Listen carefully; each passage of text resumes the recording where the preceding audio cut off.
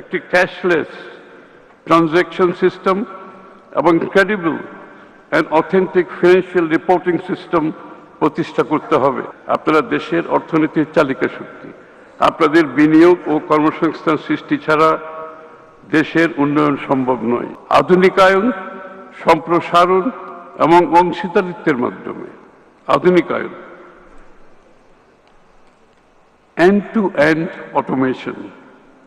আমরা অটোমেশনকে সর্বোচ্চ অগ্রাধিকার দিয়েছি। কোনো করদাতাকে বিশেষ প্রয়োজন ছাড়া কর্মকর্তাদের কাছে যাওয়ার সংস্কৃতি বন্ধ করতে হবে। সম্পূর্ণ কন্ট্যাক্ট ফ্রি, ফেসলেস রাজস্ব প্রশাসন হল আমাদের লক্ষ্য। রাজস্ব বোর্ড এ লক্ষ্যে অনেক প্রশংসনীয় উদ্যোগ গ্রহণ করেছে। তারা e-tax management system, e-VAT system, ASECODA, national single window, customs bond management, non intrusive inspection বা প্রযুক্তি নির্ভর স্ক্যানিং পদ্ধতির মতো অনেকগুলো ব্যবসা বান্ধব কাজ করেছে। এতে জনগণ নিজের বাসা বা অফিস থেকে নিবন্ধন নিতে পারছে, রিটার্ন দাখিল করতে পারছে, কর পরিশোধ করতে পারছে, কাস্টম ক্লিয়ারেন্স দ্রুততর হচ্ছে। রিস্ক বেসড অডিট সিলেকশন চালু হওয়ায় কর্মকর্তাদের স্বেচ্ছাচারিতার ক্ষমতা হ্রাস পেয়েছে। আমি এসব চমৎকার উদ্যোগগুলোর জন্য রাজস্ব বোর্ডের কর্মকর্তাদের আন্তরিক ধন্যবাদ জানাই। তবে এগুলো যথেষ্ট নয়, আমাদের আরো অনেক দূর যেতে হবে।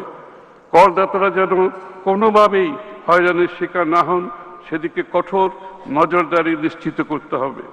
কর পরিহারের ক্ষেত্রগুলো বন্ধ করার কার্যকর উদ্যোগ গ্রহণ করতে হবে। একটি ক্যাশলেস ট্রানজ্যাকশন সিস্টেম এবং credible and authentic financial reporting system প্রতিষ্ঠা করতে হবে। পূর্ণাঙ্গ অটোমেশন ছাড়া এসব করা সম্ভব হবে না। সম্প্রসারণ, কর জাল সম্প্রসারণ। আমরা আমাদের কর ভিত্তি প্রশস্ত করতে প্রতিশ্রুতিবদ্ধ। সাম্প্রতিককালে মাঠ পর্যায়ে আয়কর, ভ্যাট, কাস্টমসের বেশ কিছু সম্প্রসারণ হয়েছে। এসব সম্প্রসারণকে ব্যবহার করে আমাদের নতুন করদাতা চিহ্নিত করতে হবে। এর পাশাপাশি নিয়মিত করদাতাগণও যেন সঠিক কর দিতে পারেন সেই পরিবেশ নিশ্চিত করতে হবে। ব্যবসায়ী অদক্ষতা দূর করে কর অব্যাহতি ধীরে ধীরে কমিয়ে আনতে হবে।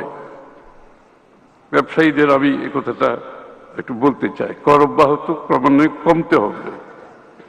আমরা স্বীকার করি যে শিল্পায়নের প্রাথমিক পর্যায়ে কর অব্যাহতি গুরুত্বপূর্ণ ভূমিকা পালন করেছে, কিন্তু এখন আমাদের শিল্পগুলো পরিণত হচ্ছে এবং আন্তর্জাতিকভাবে প্রতিযোগিতামূলক হচ্ছে। তাই আমাদের ধীরে ধীরে এই অব্যাহতি কমাতে হবে।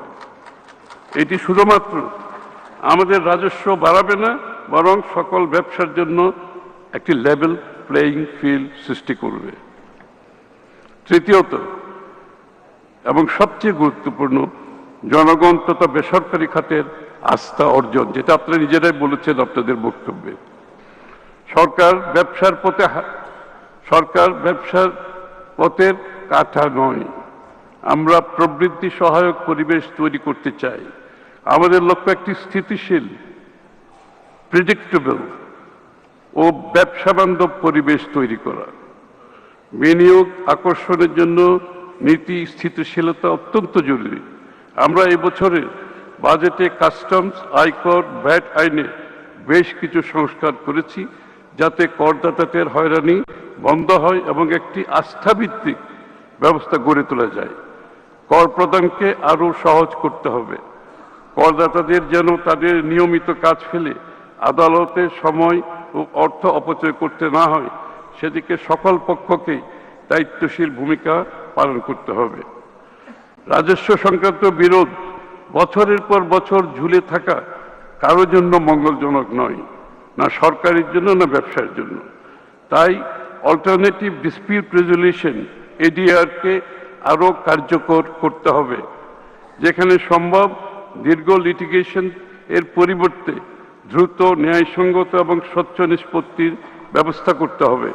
সরকারের লক্ষ্য মামলা বাড়ানো নয়, সঠিক রাজস্ব দ্রুত এবং ন্যায়সঙ্গতভাবে আদায় করা। ইতিমধ্যে এ ব্যাপারে কার্যকর গ্রহণ করা হয়েছে। আমাদের একটি সুস্পষ্ট ট্যাক্স পেয়ার সার্ভিস চার্টার থাকা প্রয়োজন।